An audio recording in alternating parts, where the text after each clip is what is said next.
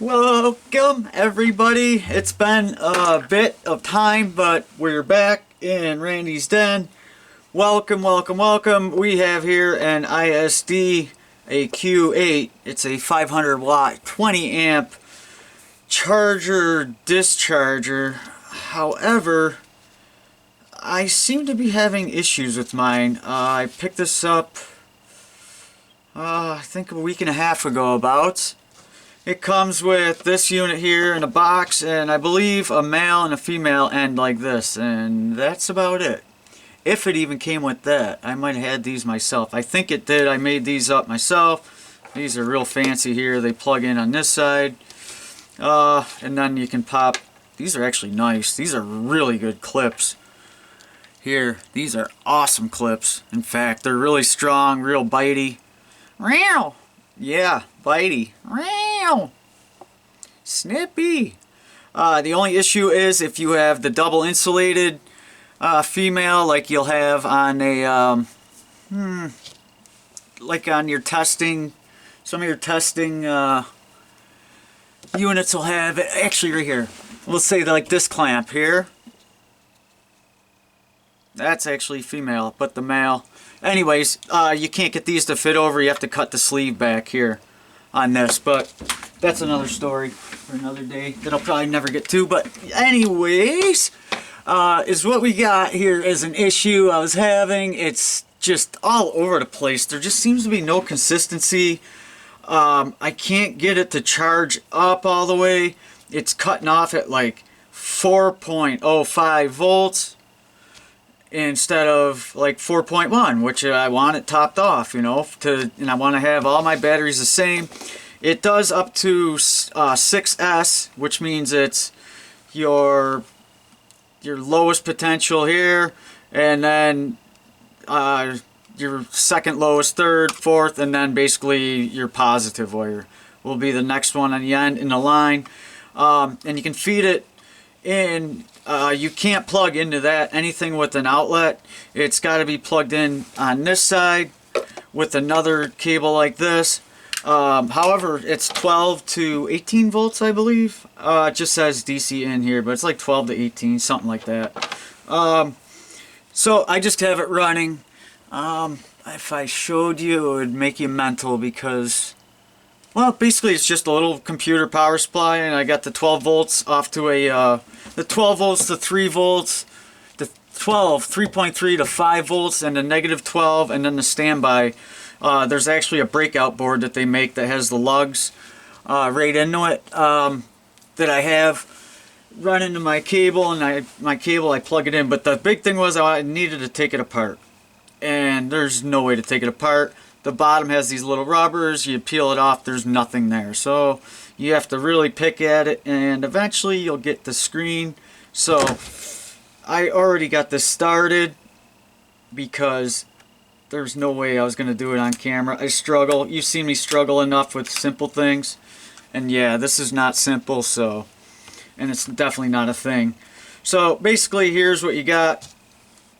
When you control it, you got your menu up, down, and then like a select button here, if you look. And there's some type of sensor here that's picking up when you're reading it. And everything like that worked pretty good. Everything, the interface was good and all that. It's just the, and I went through and I did the system calibration, and there was another system thing I did. And then I tried to hook it to the computer with the PC link over here. It's a USB mini.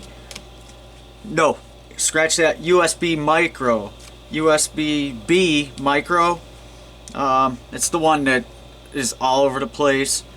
And it just would not, the computer would bloop bloop, stating that it was picking something up, but nothing would ever show up. So I don't know what the deal was there, but that ain't the first time it happens. Oh, by the way, it's an 8S. I said 7 or 6. It's an 8S in total. But yeah, we need to open it up, and actually there's a little bit going on here, and I don't know quite what to make of it, in fact. So I figured I'd make a video and show you guys, see what you guys thought. It's quite interesting though, peeling it apart. Now, Getting this off is the worst part because you have this LCD screen here, and underneath it is this ribbon cable, and you have that much slack. I mean that much. It's, you pick the wrong end and you pry it up to look under it, and yeah, you're in bad luck, because there is just, that's how much slack you get it off of, and you can barely see up under. Once I got it out and got comfortable with the board itself, I popped a little latch here. It's one of them but actually just locking tabs. You get it fed in, you feed it in. Once you get it in, you just push down the little locking tab there, and that just kind of locks it in. But anyways, this is the screen pretty much, and that's about it. Now, one thing I did want to point out, looking at this, something happened here, and I'm still trying to figure out what. Something is going on, and it made this almost melt here, okay? You guys can see that. I know it's probably tough with the reflections, but it's definitely like melted right there. Melty, all right? So why? So how does that line up? So if we put this back on here, say like this, here's where we're melty is right here, so we're actually talking about right in here. So I'll hold my finger there and we'll look, and I just see nothing. I think I'm just gonna have to do some testing and hope that's what it is. But there wasn't no like detonation or nothing here. I mean, nothing, everything seems good, even the backside. You see if I can't bring it down in to really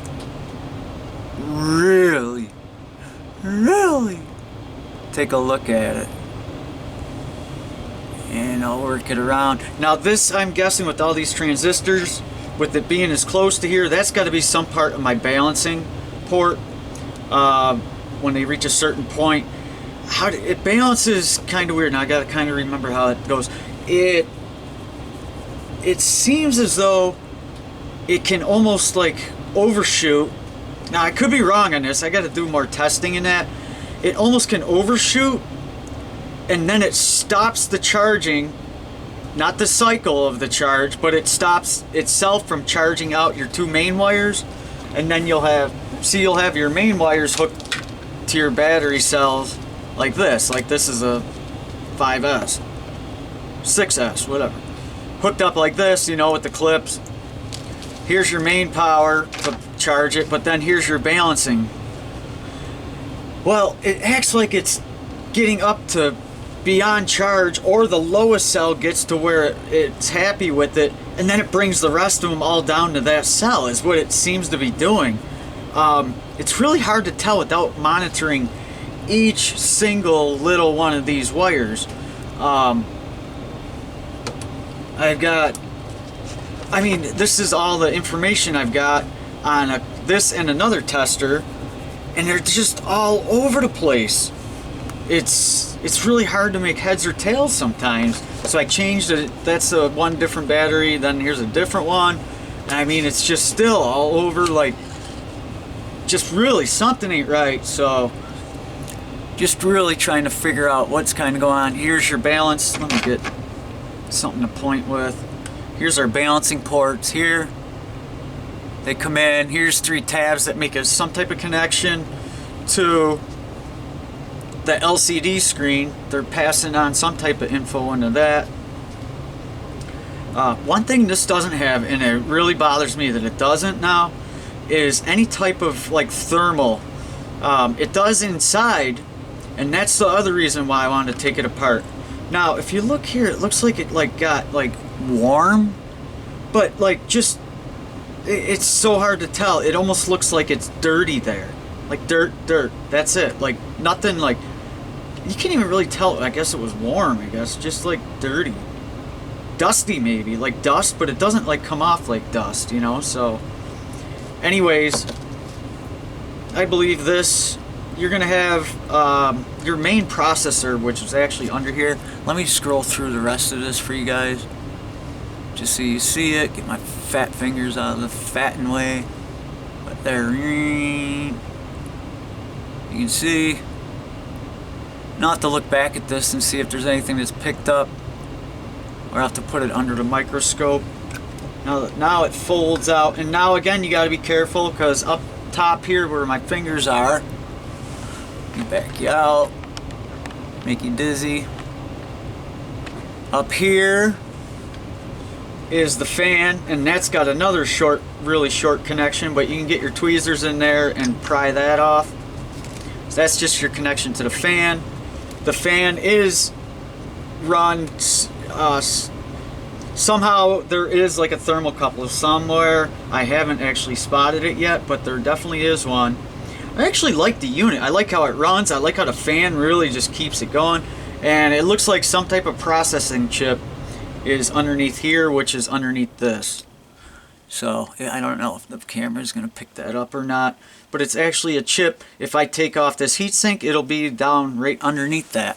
Now, is it possible that that's what got hot? See it down there? Yeah, you see the reflection on it? Now I wonder if that mates up to where, so that's right here. I'll put my finger on it. No, I was more off. I'm more like right in here. So again, I'll have to get the pins out and just do a whole bunch of like use the needles and do some testing. Whole bunch of boring stuff you don't want to see in a video, obviously. What else? I believe the little sensor here, I think it's here. There's a hole in the board for it. I actually think that's like a daylight type of sensor. It looks like it's an LED, but I think it's like a backwards LED, and it's sensing how much light for the backlight to brighten or to simmer it down. It's all fully adjustable in the settings. It's just figuring out what's going on. So just kind of looking at it here, I wonder if that's not, so the fan is down. Yeah, something. Anyways, that's about it. If you ever have to open one of these, it's a lot of fun. This comes off first, and then this has a, see the hole here I was talking about? Oh, that hole right there is some type of light sensor. It seems to be. And then this pops in. Let me just pop it back. Let's see if I can't get I'm actually going to want to do this. I'll get this on first, and then I'll work on putting that together. Putting the band in here is going to be really tough. So I definitely want to have access, like the board in my hand, so I can tip it and maneuver it how I need. This shouldn't be too bad. Popping this in. Now, I've obviously said that before and made a clear joker of myself. But how's everyone doing out there? We just got our first snowfall. I'd say today the ground is just about coated in snow, and that's always fun, if you know what I mean. That's a shocking dose of reality, if you ever need one. Fun stuff. Okay, so that's in. See, that doesn't give you much play either, but it gives you some. Now this is the one that's a real biscuit burner. It's going to be holding on to it. And when that sinks down in the board, that makes it even tougher. So there's no way it can go in like that and that easy. It's got to fight me. It just has to. There's just no way to get in there, so you got to tweezy it.